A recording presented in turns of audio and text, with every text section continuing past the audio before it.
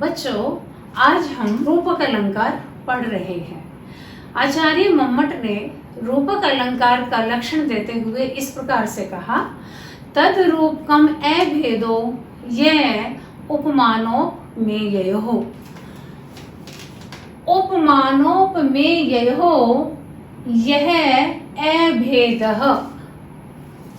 उपमान और उपमेय में जो अभेद होता है तद रूपकम भवति, वह रूपक अलंकार होता है। बच्चों, हमने उपमा अलंकार पढ़ते हुए उपमान, उपमेय, साधारण धर्म तथा सादृश्यवाचक शब्दों को, उपमावाचक शब्दों को पढ़ लिया है। उपमान किसे कहते हैं? जिससे उपमा दी जाए। तथा उपमेय किसे कहते हैं? जिसकी उपमा की जाए। उपमान सदैव अधिक होता है उपमेय से। ठीक है, तो जिस श्लोक में, जिस काव्य में उपमान और उपमेय में अभेद हो, वहां रूपक अलंकार होता है। रूपक अलंकार में बच्चों उपमान और उपमेय में स्पष्ट भेद होते हुए भी वहां पर उन दोनों में काल्पनिक अभेद का आरोप कर लिया जाता है। इस काल्पनिक आरोप के कारण उपमान तथा उपमेय में सादृश्य या साम्य की प्रतीति होने लगती है। उपमान तथा उपमेय में काल्पनिक अभेद कराने वाला यह रूपक अलंकार कहलाता है। समझ में आ गया रूपक अलंकार क्या होता है? इन दोनों में, उपमान तथा उपमेय में काल्पनिक अभेद का आरोप क्या कहलाता है? रूपक अलंकार। यस्मिन् श्लोके प्रकाशित विभिन्न स्वरूपयो अपि उपमानोपमेययो अति साम्य प्रदर्शनाय काल्पनिक अभेदस्य आरोपः क्रियते तत्र रूपकम इति अलंकारो भवति। अब हम इसे उदाहरण से समझते हैं। पर्याप्त पुष्प स्तबक स्तनाभ्य स्फुरत प्रवालोष्ठ मनोहराभ्यः लता वधुभ्यस्तर्वो अप्यवापुः विनम्र शाखा भुजबंधनानि। बच्चों, महाकवि कालिदास द्वारा रचित कुमार संभव का यह रूपक अलंकार का सुंदर उदाहरण है।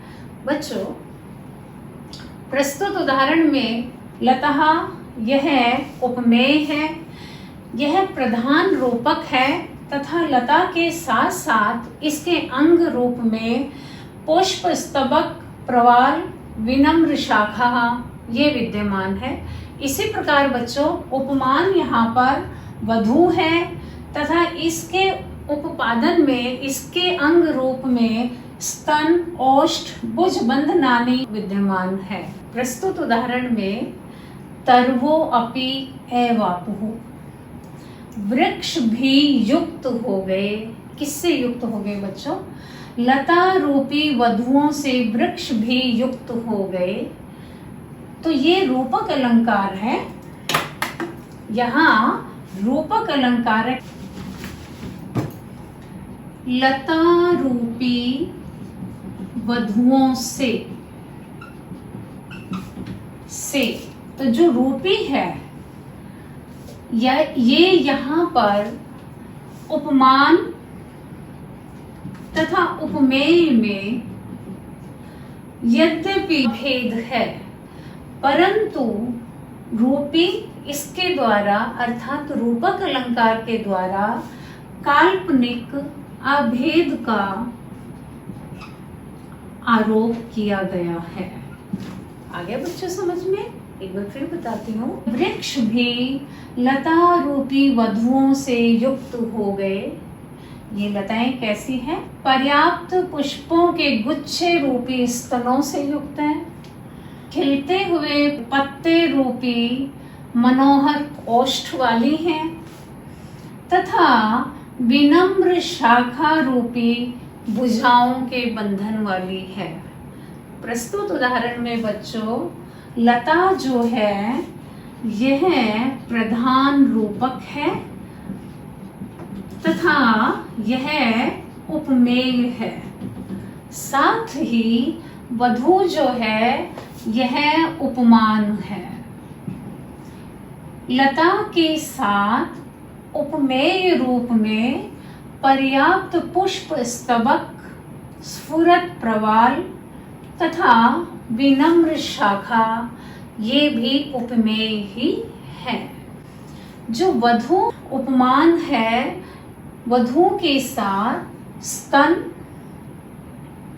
स्फुरित होते हुए मनोहर ओष्ठ तथा भुज बंधन ये अंग रूप में विद्यमान रूपक है।